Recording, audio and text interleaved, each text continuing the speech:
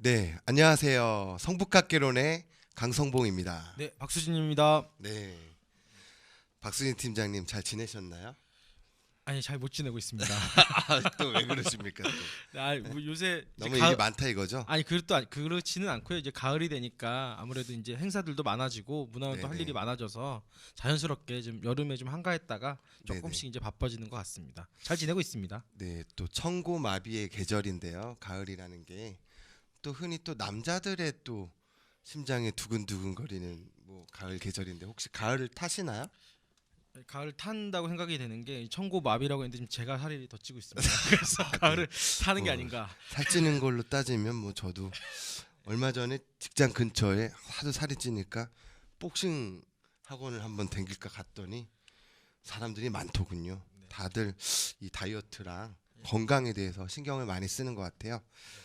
네, 서두는 이렇게 했고 얼마 전에 이제 명절이 네, 이제 그렇죠. 추석을 지냈는데 다들 뭐 조상님들께 뭐 성묘도 하고 네. 가족끼리 또 친척들 오랜만에 만나 뵙고 했는데 혹시 박수진 팀장님은 어디로 저는 다녀오셨어요? 집이 이제 경기도 광주라서 잠깐 네네. 집에 이제 경기도 광주에 가서 어머니께 인사드리고 네네. 뭐 이렇게 좀 쉬다가 네네. 잘 쉬다가 왔습니다. 네. 뭐 강성 목장님은 어디 다녀오셨나요? 저도 다 수도권이에요. 아, 저희도 뭐 좀 시골 좀 가고 예. KTX도 좀 예매도 하고 이래야 되는데 근데 이런 얘기를 하면은 싫어하시더라고요. 진짜로 그렇게 고생해서 그럼요. 시골 내려가는데 예. 뭐 예매하려고 난리들이 아니더라고요. 예, 네. 예매하는 게 보통 일이 아니라 그러더라고요. 네. 예. 어쨌든 뭐 또 우리 둘은 또 밀정이라는 영화 보지 않았나요? 추석 연휴 때 할 일이 없어가지고 남자 둘이서 밤에. 네, 이제 추석 연휴 때 제가 네. 강성봉 국장과 함께 이렇게 네. 밀정을 야밤에 네. 줄여서 밤 봤습니다. 10시에 예. 대학로에 가서 영화를 봤습니다.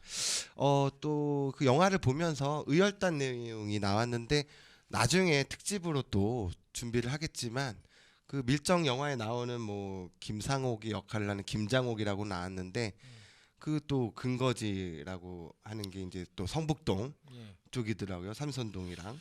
그래서 그거는 저희가 좀 나중에 준비해서 성북동과 의열당 뭐 이런 식으로 해서 네. 한번 또 이렇게 한번 해보는 게 좋을 것 같습니다. 뭐 암살, 밀정 이렇게 영화로 의열단이 부각이 되는데 또 관련 책들을 봤더니 또 근거지랑 그 중심 활동지가 바로 성북구더라고요. 그 중에서도 성북동, 삼선동, 낙산 이렇게 되더라고요. 네, 알겠습니다. 서두는 또 우리 명절과 관련해서 또 어떻게 보냈는지 네. 또 이렇게 얘기로 시작을 했고요. 오늘 시간부터는 성북동의 근대. 그러니까 지난 그렇죠. 시간까지는 성북동의 탄생, 그다음에 조선시대의 성북동의 이야기들을 간략하게나마 언급을 했는데요. 오늘은 이제 근대. 그렇죠. 근대입니다. 네, 자 근대라는 게 어떤 의미가 있나요, 박수진 팀장님? 사실 어렵죠, 근대. 근대라는 게 되게 어려운. 저희는 그냥 시대 순으로 딱 따지면 뭐 언제부터 근대다 이렇게 얘기하기가 좀 쉬울 수 있지만 사실 근대라는 게 되게 많은 의미를 내포하고 있지 않습니까? 소위 말하는 뭐 과학의 시대라든가 아니면 뭐 이성과 합리의 시대라고 하는 게 근대이기도 한데 하지만 또 그런 근대에서 사람들이 또 이제 뭐 전쟁도 일으키고 이성과 합리적인 인간, 그래서 네, 또 한편으로는 인간의 이성과 합리에 대한 어떤 회의를 가져왔던 시대가 또 근대이기도 해서 그다음에 뭐 근대가 도대체 또 어떻게 들어왔느냐 뭐 이런 것들도 아직도 학계에서도 큰 논쟁 중이지 않습니까? 그래서 이런 것들에 대해서 한번 여러 가지로 사실 고민을 좀 해봐야 되는 게 근대라서 사실 근대가 뭡니까라고 물어보면 저는 잘 모르겠습니다. 네, 대답을 해야 될 것 같습니다. 네. 또 그 사람마다 기준의 관점도 다르기 때문에 예. 뭐 역사를 바라보는 시각, 사관이 또 달리 있을 수 있기 때문에 그렇군요. 네. 보통은 그 프랑스 시민혁명을 기점으로 근대를 이제 세계적으로 이렇게 그렇죠. 얘기를 하긴 하는데 저희 대한민국 같은 경우는 근대화 과정이 자체적으로 근대화가 안 되고 어떻게 보면은 식민지라는 시기를 통해서 근대화 과정이 있었는데 또 성북구도 그거와 맞물려서 그런 모습들이 많이 보이죠. 그렇죠. 이제 좀 약간 불행하게도 그러니까 이제 이게 자칫하면 오해가 될 수도 있지만 이제 식민지 근대화론에 동정하는 건 아니지만 그러니까 저희 한국이라는 나라가 근대화되던 시기가 불행히도 일제강점기가 겹쳐 있었다라는 거. 그러니까 뭐 그 전 시기가 우리가 이제 자체적으로 근대화될 수 있었느냐 없었느냐에 대한 논쟁은 충분히 있지만 네네. 불행히도 다른 나라들이 다 근대화로 접었을 때 우리도 이제 강점기에 있어서 물론 일본은 한국을 근대화시키려고 근대화한 건 아니죠. 당연히 수탈하기 위해서 이렇게 한 거기 네. 때문에 근데 불행히도 그 시기였다라는 겁니다. 네. 예. 근대라는 시점에 또 강조됐던 게 이제 민족주의들을 많이 얘기를 하더라고요. 그렇죠, 민족주의죠. 근데 저도 이제 개인적으로도 논문을 쓴 게 있는데 이 동아시아의 민족주의의 패턴 양상이 좀 이슈가 되는 게 뭐냐면 일본은 어쨌든 근대화 과정을 서구의 어떤 문명과 문화를 자국화하는 이런 시기를 통해서 메이지 유신을 거쳐서 근대화 과정으로 됐고 또 식민지 정책을 펼쳐서 아시아를 이렇게 네. 파고 들어왔는데 희한하게 공격적 민족주의로 네. 천황제를 강조를 하면서 이렇게 진행을 그렇죠. 한 것 같고요. 또 이제 중국이나 일본 같은 경우는 서양 열강이라든지 아니면 뭐 일본이라든지 이런 민족주의로 포함되는 이런 세력들이 들어오면 또 저항을 하면서 민족주의가 발달을 한 것 같더라고요. 그렇죠. 사실 조선도 사실 그런 의미에서 우리나라도 이제 저항적 민족주의라는 네, 얘기를 하죠. 네. 이제 일본에 의해서 이제 조선이라는 이유로 이제 차별을 받기 시작하면서 이제 조선이라는 사람들이 어떤 한묶음으로 묶이게 되는 약간 이것도 사실은 이렇게 뭐 좋다고 생각할 수는 없죠. 좀 슬픈 이야기지만 또 저항적 민족주의라는 것들이 네. 한 범주로 좀 아까 일부분은 이야기가 되는 것 같긴 합니다. 네, 예. 그래서 이 뭐 공격적이다, 저항적이다 이렇게 민족주의 얘기를 하면서도 희한한 게 자기네 이제 자국민 내지는 민족의 단결을 강조를 하면서 일본은 천황을 중심으로 뭉치고 네. 또 우리는 같은 시기지만 일제 강점기 속에서도 단군이라는 우리 민족이 그렇죠. 뿌리를 강조하는 상황으로 가고 중국도 황제를 또 강조하면서 이게 참 희한한 특징들이 또 보이더라고요. 그렇죠? 그렇죠. 그러니까 민족주의라는 게 이제 그렇게 강조되면서 사실 이제 뭐 우리 민족끼리 잘 살자 이렇게 했다라는 거는 사실 이제 거기까지만이었으면 서로 좋았을 텐데 이제 서로가 이제 일본은 우리를 침략했고요. 중국도 침략했고 그래서 서로가 이렇게 약간 우리 민족이 아니면 남의 민족들을 배타하면서 적대화하면서 했던 거는 이제 동아시아 사회에 나가서 이제 세계사적으로 좀 불행이 아닌가 그런 생각을 또 하게 됩니다. 근데 너무 저희가 재미없게 딱딱하게 이상한 것만 하는 것 같아요. 청취자분들도 쉽게 이렇게 다가서게끔 해야 되는데 그럼 이제 본론으로 들어가죠. 왜 이런 지금 논의를 했냐면 지역의 어떤 근대화 그다음에 근대 시기의 성북동이 어땠을까라는 질문을 던지기 전에 근대화라는 게 어떤 개념으로 사람들이 지금 인식을 하고 있는지 또 그 근대화 시기에 이제 민족주의가 어떻게 패턴으로 인식되고 있는지에 대해서 한번 언급을 하고 들어가는 게 좋을 것 같아서 그렇게 진행을 했습니다. 자, 그러면 이 한양 성곽도 이렇게 있고 저희는 성곽 바로 바깥에 그렇죠. 있는 동네인데 특히 성북동 같은 경우는 바로 그렇잖아요. 그러면은 언제부터 성북동에 사람들이 모이기 시작을 했을까요? 그러니까 사실은 성북동에 사람이 모이기 시작한 거는 뭐 조선 시대부터다라고 얘기하기는 좀 어려울 것 같습니다. 물론 거기 사람이 살기는 분명히 살았을 텐데 네네. 뭐 지금같이 뭐 큰 마을이 있었다고 보기는 어려울 것 같고 제가 그때 이제 한영훈 저희가 자료를 모으면서 한영훈 선생님 시무장의 폐쇄토지제장이라고 해서 옛날 토지 대장을 찾아봤더니 시무장 근처로는 시무장 말고는 집이 없더라고요. 그러니까 네. 그쪽이 지금 북정 마을인데 아무래도 이제 그쪽까지는 그때까지 이제 개발이 좀 안 됐던 것 같고 네. 혹은 사람이 살았어도 지금 약간 불법적으로 살았다 그래야 되나 그 당시에는 이제 그랬을 가능성이 좀 있는 것 같고요.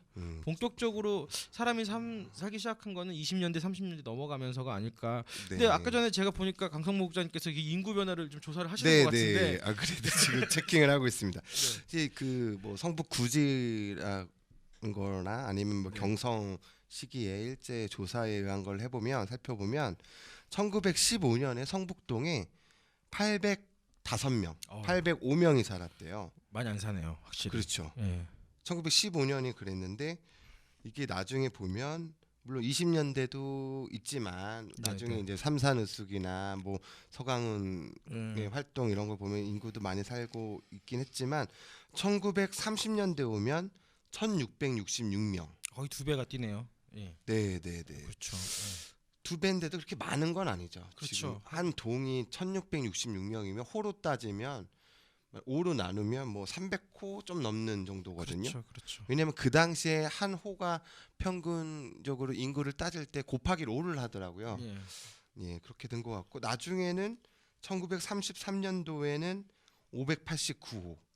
그러니까 한 뭐 3,000명 정도 거의 육박하는 이런 통계가 나오더라고요. 또 재밌는 거는 33년도에 발음이 새네요. 또 이거 어저께 욕을 먹었더니 어떡하지? 이거 큰일 났네. 예. 이거 진지하게 해야 되는데 1933년에 589호인데 곱하기 5를 한다고 해도 600호라고 잡아도 거의 3,000명 정도인데 네. 그 중에서 농업 인구는 두 집밖에 없더라고요. 역시 농업을 하기 좋은 땅은 아니었던 거죠. 그런 것 같아요. 저희가 저번 시간에 얘기했지만 예, 마사토고 이게 또 예. 이제 또 근대화되면서 또 네, 이제 네. 왔다 갔다 뭐 공업 관련된 것도 하고 출퇴근하고 뭐 이런 것 같아요. 그러면 우리 박 팀장님이 지도를 준비했다고 네, 이렇게 네. 하시더라고요. 이게 이제 보시면 요 뒤에 어이구 지도가 안 넘어가네요. 지금 이게 나왔습니다. 네, 이 지도가 아닌데. 예. 노지도. 예, 이게 지금 경성 시가지 계획 평면도입니다. 이게 이제 아. 1936년에 이제 경성을 이제 일제가 이제 서울 사대문 아니 포화 상태에 이르니까 대경성 계획이라는 걸 세우고 이제 서울을 어떻게 이제 당시는 경성이라고 불렀죠. 경성을 어떻게 확대할 것인가에 대한 논의가 있었고 이때 이제 저기 노랗게 표시된 지역들이 예, 노랗게 표시된 지역들이 이제 그 새로 넓혀지는 지역이었고요. 예, 거기에 여기 보시면 알겠지만 예, 요 윗지역으로 해서 이렇게. 예, 요쪽에 지금 그렇죠. 예, 그쪽이 이제 네. 성북구 지역에 해당합니다. 네, 네. 그러니까 이게 보면은 전체 그 서울 쪽을 쫙 봤을 때 한양도성 안쪽에서가 아니라 이제 그 바깥으로 확장하는 느낌이 확실히 드네요. 그렇죠. 확실히 바깥쪽으로 들고 이때 서울 면적이 아주 획기적으로 늘어나게 되죠. 예. 네. 알겠습니다. 이게 지금 36년도 네, 네. 경성시가지 계획 평면도인데 자 그러면 성북동에 사람이 모이기 시작했다라는 질문에 있어서 왜 성북동으로 왔는지를 좀 살펴볼 수 있는 지도를 또 준비하셨다고 네, 하는데 요거는 이 지도입니다. 예, 네. 여기 보시면 알겠지만 이제 성북동에 사람이 모인 거는 사실 다른 지역에도 사람이 많이 모였는데요. 이제 정확히 얘기하면 성북동에 조선인들이 많이 모이기 시작한 네, 거죠. 네, 네. 이 보시면 저기 이제 저희가 파란색으로 표시해 놨는데 네. 뭐 명동을 중심으로 해서 충무로, 신당 이제 그 저 동쪽으로는 그렇게 돼 있고요. 그다음에 서쪽으로는 충정로, 아현, 남쪽으로는 마포, 용산 이렇게 파랗게 표시된 지역은 대부분 일본인들의 거주 지역이었습니다. 그러네요. 뭐 그 무슨 정 뭐 이렇게 하면 명동 이렇게 하면 뭐 김두한도 생각하고 그렇죠. 하지만 그러네요. 남산자락이랑 명동, 충무로 또 충정로, 아현, 그렇죠. 용산, 마포 다 그렇네요. 일본인들 주거지도 많고 일본인들 상인들도 많고. 뭐 특히 용산 같은 경우에는 아예 뭐 일본인들에 의해서 개발됐다고 할 정도니까 네. 예, 그래서 그렇기 때문에 이제 그리고 조선인들이 활동했던 건 그래서 주로 사실은 이제 북촌 쪽이나 1920년대까지만 해도 네. 북촌이나 청계천 이북 쪽에서 많이 이제 활동을 했는데 이제 북촌에서도 많은 뭐 독립운동이라든가 조선인들의 활동이 좀 제약받기 시작하니까 네. 성북동 쪽으로 이제 많이 이제 사람들 문인들이 오고 그래서 저희가 아는 유명한 사람들이 이제 네. 1930년대 이후에 성북동으로 이렇게 하나둘씩 오는 것이 아닌가 이렇게 네. 생각됩니다. 어떤 산수가 수려하면서도 또 일본인들이 주거지나 이런 게 보이지도 않으면서도 또 시가지 북촌이라든지 그 시내로 들어갈 수 있게끔 또 뒤에 그 북악산 넘으면 또 곧바로 연결이 되니까. 그리고 접근성이 상당히 좋죠. 사실은 해안문만 넘어오면 네네. 바로 이제 성북동이고 그다음에 넘어가면 바로 해화동이고. 네. 그러니까 진짜 정말 교통도 편리하고도 그다음에 이제 저보다 강성 목장님이 잘 아시겠지만 이 해화문으로 해서 이렇게 올라가는 길은 예전부터 되게 중요한 교통로였잖아요. 그렇죠. 동북관문에 예. 그러니까 완전히 요새죠, 요새. 그런 교통로를 사이에 두고 사실은 성이라는 게 이게 불행이지만 또 해화문이 헐리면서 그렇죠. 예, 물루가 흘려서. 예, 물류가 헐리면서 교통이 사실 더 편리해진 측면도 사실은 있습니다. 그래가지고 네. 이제 사람들이 더 많이 성북에 모이게 되는 게 아닌가 이렇게 생각을 하게 됩니다. 네, 알겠습니다. 지도로 이렇게 설명을 하니까 좋네요. 준비를 좀 잘해야 될 것 같아요. 우리만 이렇게 떠들고 이렇게 하면 안 될 것 같아요. 네. 알겠습니다. 야, 사람들이 모였는데 어쨌든 이런 인물들이 우리가 아는 뭐 만해라든지 이태준이라든지 김미렵, 박태원, 이상, 뭐 이렇게 등등등 미술인들 전영필 뭐 등등 이분들이 성북동을 어쨌든 그분들이 선택을 했다라는 의미가 중요하겠네요. 그렇죠. 저는 사실 이제 이거는 아마 다음 시간에 또 얘기를 자세히 할 거지만 성북동에 혹은 성북구를 포괄해서 사실은 성북구에 있는 유명한 분들은 성북구에서 태어나신 분들은 이제 거의 안 계시죠. 사실 근데 나중에 이사를 오시거나 아니면은 그렇죠. 이사를 오신 분들인데 이분들은 지금 방성봉 국장님이 말씀하신 것처럼 대부분 성북동 혹은 성북구를 선택해서 오셨다라는 게 저희가 생각하는 성북동 지역의 되게 중요한 어떤 포인트라고 생각합니다. 네. 그 옛날 또 신문 자료를 보니까 자료로는 준비는 안 했지만 저희가 그 발간한 책에 보면 30년대 성북동의 풍경을 볼 때 김동섭이라는 수필가가 성북의 향기라는 제목으로 연재를 하셨더라고요. 동아일보에. 1930년 3월 27일자부터 4월 2일까지 3회에 걸쳐서 했는데 그 내용들을 보니까 뭐 잔디라는 표현으로 이렇게 성북동을 묘사를 하는데 이게 진짜 잔디가 아니라 밭처럼 뭐 상추 뭐 그다음에 뭐 감자, 오이, 호박, 옥수수 뭐 등등등의 이제 어떻게 보면 밭농사의 풍경들을 잔디로 또 묘사하면서 성북의 모습들을 그렇게 그려낸 수필 작품이 또 있네요. 네, 그렇죠. 근데 이때 보시면 이게 이거 농업을 한 게 아니야 이렇게 생각하겠지만 농업이라기보다는 그 당시에는 뭐 우리 뭐 조금 몇십 년 전만 해도 마찬가지였지만 집에서 텃밭이나 좀 크게 하는 것처럼 네. 이제 그렇게 했던 거 같고 그게 본격적으로 그걸 업으로 삼았던 것 같지는 또 않습니다. 네. 그렇게 보면. 아까 제가 말씀드렸지만 이 김동섭이라는 수필가가 그런 성북동의 풍경을 묘사했을 때 인구가 1666명이었거든요. 네, 그렇죠. 또 재밌는 거는 이제 1934년도의 자료를 보니까 성북구에 주소를 둔 사람들 중에 자동차가 있는지 없는지 여부를 통계 자료를 보니까 한 대도 없네요. 그렇죠. 그때는 차가 너무 경성 전체 200대 이런 정도 맞습니다. 시절 200대죠. 예, 있던 시절이니까 사실은 차가 정말 귀했던 시절이죠. 그때까지만 해도 뭐 부촌 이미지는 뭐 타이틀이 붙을 수가 없겠네요. 근데 이제 그런 건 있습니다. 그러니까 성북동 저희가 얘기를 할 거지만 성북동에 이제 그 주거지 중에 부자 주거지들이 지금도 부자분들이 사시는 그 위쪽이라 그래야 되나요? 그쪽에 이제 부자들 별장이 있었는데 별장들이 많았죠. 네. 그분들은 아마 차를 가지고 있었을 거예요. 근데 주소지가 성북동이 아니라 그분들은 말 그대로 별장이군요. 별장이니까 그렇죠. 이제 아마 경성 그러니까 사대문 안에 있었기 때문에 차량이 그분들이 차를 가지고 있었어도 성북동에 있는 차로는 등록이 안 됐을 가능성이 높습니다. 아까도 방금 말씀드렸지만 그 1934년도에는 성북동에 자동차 한 대도 없는 상황이었었는데 더 재밌는 거는 36년도를 보면 인구수가 800호예요. 네. 약 4천여 명 정도 되는데 우물 하나 없었던 거예요. 사실 우물이 성북천이 맑았다고는 하죠. 네. 하긴 하는데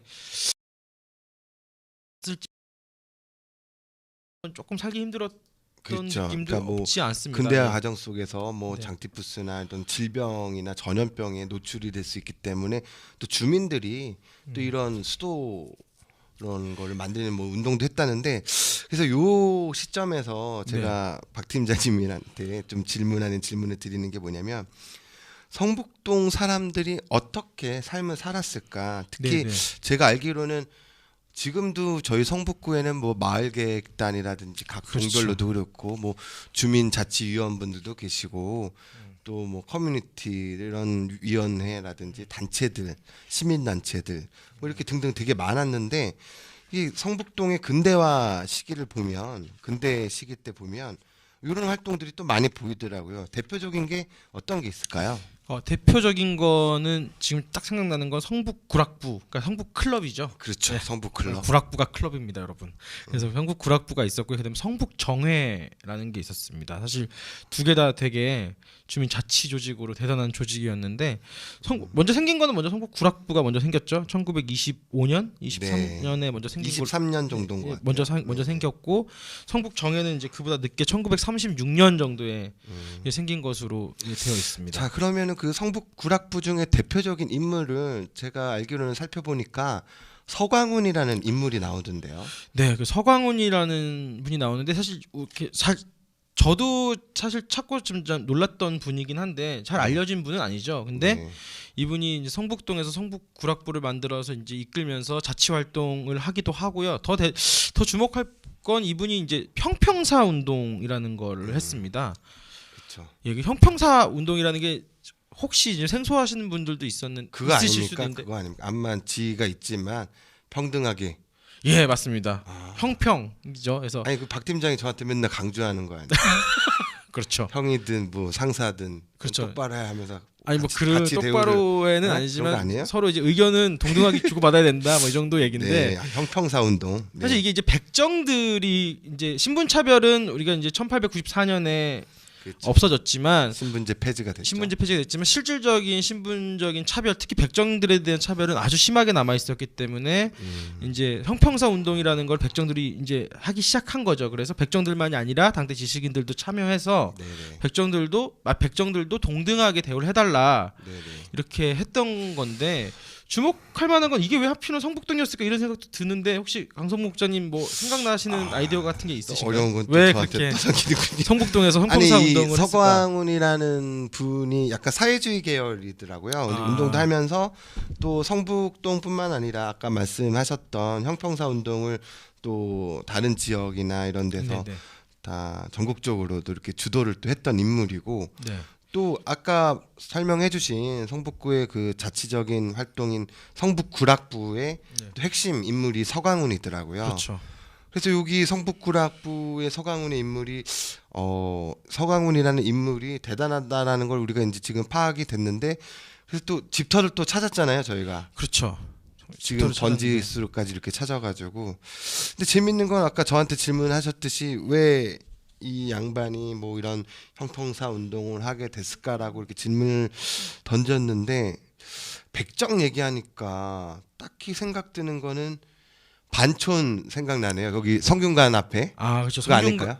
아 그럴 수도 있겠네요. 이게 성균관에 이제 반촌이라고 해서 이렇게 백정들이 좀 살아서 이렇게 소잡고 이렇게 했던 네네. 분들이 좀 왜냐면 개- 거기 개- 문묘 제사를 지내려면 그렇죠, 그렇죠. 그런 걸 제술도 해야 되고 가까우니까. 고기도 또 아. 이걸 해야 되고 그 반촌이 원래는 주민들의 대부분이 예전에는 그 백정일 하는 사람들인데 몽골 때 침입하고 나서 그런 사람들이 또 반촌에서 마을 형성을 해가지고 그런 일을 또 했다라는 이야기도 전해지더라고요. 그러니까 뭐 이게 저희가 확답은 할 수 없지만 뭐 그럴 수 있겠다라는 생각은 네네. 듭니다. 뭐 추정 정도는 할 수 있을 근데 것 같아요. 어떤 분은 또 성북동에 칼국수 집이 많은 이유가 그런 것 때문에 이 사골 고기 끓는 국물에 뭐 쌀을 아. 했다는데 모르겠어요. 아니, 그거는 사실 거기까지 저는 자신은 없습니다. 아 왜냐하면은 이게 주민들이 또 상상을 하시는 건지 아니면 진짜의 팩트를 얘기하시는 건지 얼마 전에 그 나무 사건 있었잖아요. 나무 베는 거. 네네네네. 또 주민들이 그런 얘기를 하시는 분이 계시다고 하더라고요. 민족 독립운동가 33인을 기려가지고 나무를 플라타너스 나무를 33그루 심었다는 아. 얘기를 들어가지고 그게 근거가 있는 건지 저도 당황스러웠는데. 그런 건 좀 확인을 해봐야 되겠습니다. 예. 그래서 어쨌든 저는 성북구락부도 성북구락부인데 아까 제가 1936년에 만들었던 성북정회도 되게 재밌는 것 같습니다. 그렇죠. 왜냐하면 이게 제가 이제 뭐 말씀을 드릴 텐데 그 1936년, 37년 넘어가면 일제 강점기 중에서도 이제 가장 가혹했던 시절로 넘어가는 시절이거든요. 1937년에 그렇죠. 한참 이제 만주에 전쟁 일으켜가지고 중국으로 대륙 침략 그렇게 하고 그쵸. 전면전 하려고 사람들 동원하고 징용이니 강제징용 이런 게 시작됐던 것도 거의 이쯤부터고요. 그렇죠. 근데 이 시점에 성북정회라는 걸 만들어서 총독부에다가 성북동 주민들이 막 요구를 하죠. 아 멋지네요. 일제강점기 그 치하 속에서 예. 주민들의 자치운동을 진짜 열심히 했다는 증거네요. 예, 그래서 그게 왜 갑자기 생각이 났냐면 아까 강성모 목자님 우물 하나 없었다 그랬는데 우물이 없었대요. 예, 저는 근데 36년도에 4,000명 정도의 인구 중에서 그래서 여기서 성북 정회가 만들어지고 했던 운동 중에 하나가 수도를 놔달라는 겁니다. 예, 수도를 놔달라라고 해서 그 서슬퍼런 청독부에다 이제 청원을 넣은 거예요. 근데 결국은 그래서 1937년 정도에는 수도가 그러니까 수도 우선 부설 지역으로 성북동이 선정이 됩니다. 야 주민들의 성북동 주민들의 승리네요. 어쨌든 요구 사항이 관철이 된 거. 예나 지금이나 대단한 것 같습니다. 지금도 그런 정신이 이어지는 것 같아요. 네, 이게 저희. 약간 자치 조직 같은 게 더 네. 강하니까요. 예, 마을 민주주의의 롤 모델이네요. 여기 성북구락부, 성북정회 이런 것들이 그러니까 어떻게 보면. 그렇죠. 이렇게 불편한 게 있으면 근데 사실 수도부설 운동만이 아니라 아까 전에 이제 차 없었다는 얘기도 했는데 그러니까 대부분은 이제 외지에서 또 차를 예, 끌고 대중교통을 이용할 수밖에 없는 상황이었는데 버스 노선이 2개밖에 없었대요. 많이 네. 근데 그 버스 노선도 이제 연장해 달라. 그렇죠. 시간이 왜냐면 시간을- 전차 시간도 있고 그렇죠. 전차가 내렸는데 이제 버스가 끊기면 전차 시간은 더 긴데 예.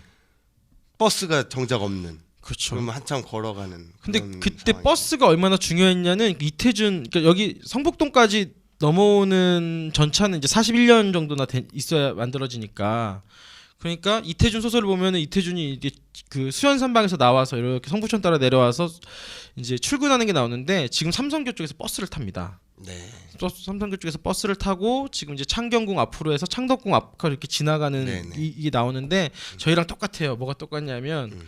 왜 버스는 항상 내 앞에서 가나? 그렇죠. 아, 그 느낌 알죠? 예.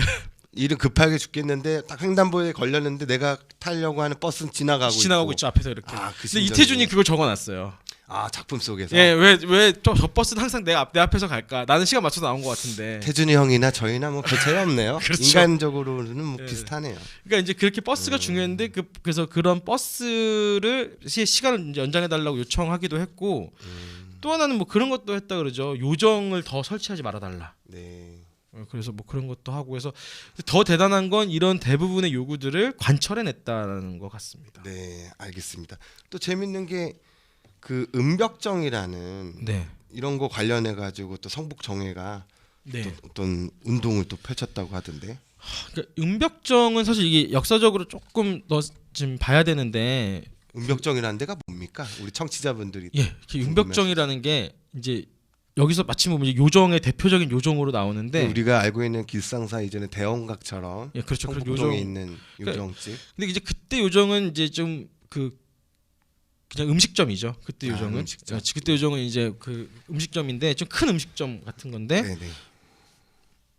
근데 이제 그 원래 은벽정이 그런 요정이 아니라 사실은 우리가 너무나 잘 아는 충정공 민영환 선생님의 어떤 별장이었죠. 민영환 우리 자결했던 그쵸. 우리 민영환 선생의 별장이었던 거군요. 예, 근데 이제 그게 나중에 되게 아이러니한 게 이제 그 나중에 운영자로 나오는 분이 이제 한규설 선생님의 아들이죠. 아들인 한양호. 예, 한양호라는 분이 운영자로 나오는데 한규설 선생님도 나중에 그 조선 후기에 대감으로서 유명하신 분 아니에요? 그렇죠. 그분도 이제 일제강점기 나라를 잃을 때 절개를 지켰던 분으로 기조가 있는 예, 분이시잖아요. 이렇게 남아 있는데 근데 그 아드님이 요정집 사장님이시라. 네 그렇게 하면서 아이러니컬합니다. 예, 아이러니하고 그래서 어떤 신문 기사를 봤더니 제가 정확히 네. 기억은 안 나, 누가 썼는지 기억은 안 나지만 신문 기사를 봤더니 아 충정공이 살아 있어서 이 광경을 보면 얼마나 민영환 선생님이 네, 살아 얼마나- 계셨으면 그쵸, 자기 별장이 이렇게 요정이 음식점이 돼서 이렇게 노는 장소가 되어 있는 걸 보면 얼마나 씁쓸해하셨을까 이렇게 얘기했다는 기사도 본 것 같습니다. 네. 그래서 그 은벽정으로 이제 차를 타고 사람들이 네. 외지에서 쭉 들어오니까 먼지도 날 거고 또 차 네. 때문에 시끄럽고 하니까 또 이 성북 정회에서 그러면 이런 거를 그쵸, 하지 말아달라고 한 거죠. 탄원도 넣고 이렇게 했겠네요. 먼지가 나오면 좀 치워달라 그러고 도로 너희들 때문에 도로 파손되면 고쳐달라 뭐 이런 네네네. 얘기들을 한 거고 업무 시간 딱 지켜서 밤늦게나 너무 아침 일찍 하지 말아달라 이렇게 이런 네. 것들을 해서 이제 받아내는 걸 보면 네. 성북동 사람들은 옛날부터 정말 네. 성북동만이 아니라 성북구민 전체가 옛날부터 좀 대단한 자치의식을 가지고 있었다 네네. 이렇게 생각할 수 있을 것 네, 같습니다. 알겠습니다. 또 일단은 지금 성북 구락부 관련해서 네. 삼산의숙, 그러니까 삼산학교 얘기를 하려고 하는데 그건 다음 시간에 그 인물 관련돼서 할 때 네네. 같이 좀 이렇게 했으면 좋을 것 같고요. 일단은 그러면 그 당시에도 그러니까 한양 성곽 안쪽에 포화 상태에 이르르니까 또 전국 각지에서 올라오면서 그 주거지를 이 땅굴을 파가지고 땅 아. 파가지고 토막민들이 많이 살았다고 하는데 네, 지금 뒤에 있는 사진이 아마 그 토막 그리고 또 준비했네 네. 또 역시 했는데 너무 멋있는 거 아니에요? 아닙니다. 그래서 근데 왜 없어? 나 진짜 근데 이 그러니까 이제 사실 성북동의 이미지는 예나 지금이나 약간 부촌 이미지가 있어요. 네. 부촌 이미지가 있고 그다음에 기본적으로 이제 부자들이 사는 동네랑 아까 전에 성북 정의 활동에서 보시면 알겠지만 사실 중산층이 많이 사는 동네이긴 그렇죠. 했는데 그럼에도 불구하고 가난한 사람까지 이런 토막에 사는 사람들까지 막 섞여 살아서 또 이태준을 언급할 수밖에 없는데 이태준 선생님의 소설을 보면 이런 토막민들이나 아니면은 불법적으로 이제 그 개천가를 점유해가지고 예, 이렇게 했던 사람들이 사는 것들이 나와서 이렇게 그런 성북동은 그 아주 부자부터 아주 가난한 사람이 토막민들까지 같이 살았던 데가 아닌가. 네. 이런 뭐 지금도 근데 좀 비슷하죠. 그렇죠. 사실은. 참 신기한 게 거의 뭐 100년 전이나 뭐 80년 전이나 어떤 그 뭐 서민들의 삶, 그다음에 또 개발과 재개발 논쟁. 그렇죠. 뭐 60년대에 또 김강섭의 성북동 네. 비둘기 시에 나오는 것처럼 그런 모습도 있고 지금 현재에서도 그런 어떤 이슈들이 있는데 네네. 인간으로서 바라보는 일상생활의 삶들이 네. 우리는 너무 이제 예를 들면 독립운동하면 영웅으로만 바라보고 또 뭐 이렇게 너무 띄우는 게 경향이 많은 것 같아요. 그래서 일상적인 삶도 잘 파악을 해주고 인간적인 모습들도 좀 이렇게 좀 살펴봐줘야 될 것 같다라는 생각이 드네요. 네. 그 당시에는 뭐 그 전에는 일제 그 개발 이전에는 이제 풍치지구라고 해가지고 자연 뭐 앵두나무, 복숭아꽃, 진달래꽃 뭐 등등이 있다가 나중에는 이 토지 개발이 되고 하니까 이제 부동산 업자들이 많이 왔다고 하더라고요. 그렇죠. 그래서 네네. 한옥들 짓느라고. 네, 그렇죠. 지금 기업자. 남아 있는 대부분의 한옥이 그래서 그 당시 지어진 한옥들이죠. 집장사들이 의해서 지은 한옥들인데 그분들을 부르는 용어가 있더라고요. 집 거간이라고. 와 거강 저 유식하죠. 또. 예. 맨날 박수 박 팀장한테 밀리는 것 같아가지고 한번 쳐드릴게요. 집 거간이라고. 전 지금 저한테 물어보는 줄 깜짝 놀랐습니다. 나 모르는데. 아닙니다. 네. 알겠습니다. 하여튼 성북동의 근대 시절에 어떤 사람들이 왔었고 또 왜 모이게 됐을지, 그다음에 성북동 주민들이 자치운동을 벌이면서 했던 모습들을 살펴봤습니다. 네, 그러면 시간이 다 됐네요. 벌써 다음 시간에 성북동의 근대 인물들을 중심으로 또 이야기를 나누도록 그다음에 하겠습니다. 아까 잠깐 빠뜨렸던 삼산학교 얘기도 조금 그렇죠. 넣어서 하도록 하겠습니다. 네, 알겠습니다. 네, 성북학개론 그럼 오늘 3화는 여기까지 하도록 하겠습니다. 감사합니다. 감사합니다.